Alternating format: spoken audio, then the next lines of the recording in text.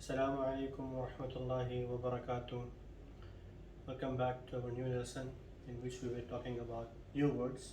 Every week I'm including some of the new words for my viewers, and these words are for especially beginners and who are non-Arabs, and this will help them to gain more of the Arabic vocabulary, and soon they can use them in their sentences and in their daily lives.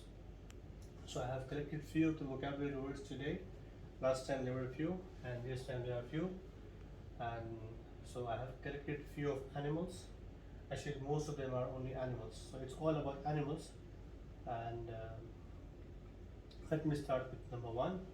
Number one is kelbun. That means dog. So, and just before beginning all of them, there are more of the words that they have more synonym of it as well. So these words have their own synonyms as well. So you may find those synonyms also. You might come across in some of the text, old text, classical text. They don't use, most of them don't use the exact these words, but they are synonym of these words. But these words are used in current time, and they are more famous in hearing. So number one I have collected is kelbun, that's dog. Then qittun means cat. All of you love cat, or some of you. Then himar, donkey. Hisan, horse. Number five, jamal, camel. So the word synonym of camels are many, but one that's famous among all of them is jamal. There's also ibil and many of them. In Quran there is jamal. I don't remember if there is jamal, but there is ibil for sure.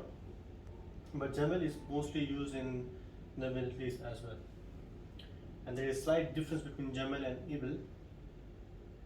Number six we have diikun, that's rooster. Most of the people think dajaj means rooster as well, but no. Rooster is diikun, dajaj will be called for hen. Then arnab, rabbit. Asad, lion. Fahad, cheetah. Number 10, namir. Now this word namir is an old text called for tiger, but nowadays they use as nama, just for the ease of pronouncing. But when it is written, it is written in namir, the way it's written now. Then we have fi. Number 11, fi. Number 12, ghazal, deer.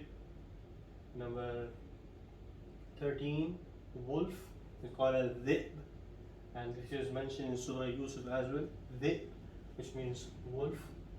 And tha'labun, fox. I always get confused between fox and wolf, therefore I can get confused with dhib and tha'lab. So dhib is for wolf and tha'lab is for fox. Then number 15, I have thu'ban, that is snake. Then number 16, jaradun, that means locust. Then number 17, sulhafa, turtle. Number 18, qirtun, that's monkey. Now some of you might be thinking these all animals are mixed. Some are pets, some are wild, sea animals, everything is mixed. The reason because is I tried to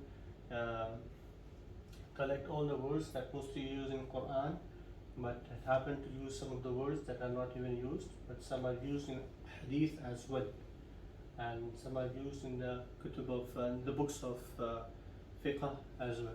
So keeping all that in mind, I took this word. So not only from Quran, not only from hadith, but also from kutub of fiqh.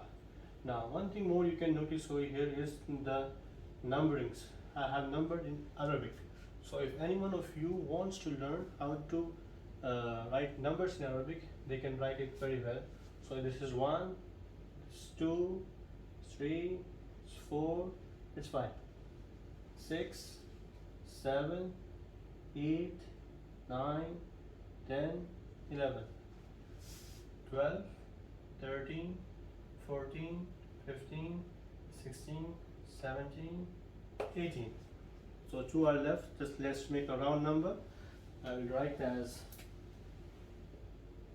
19, and then we have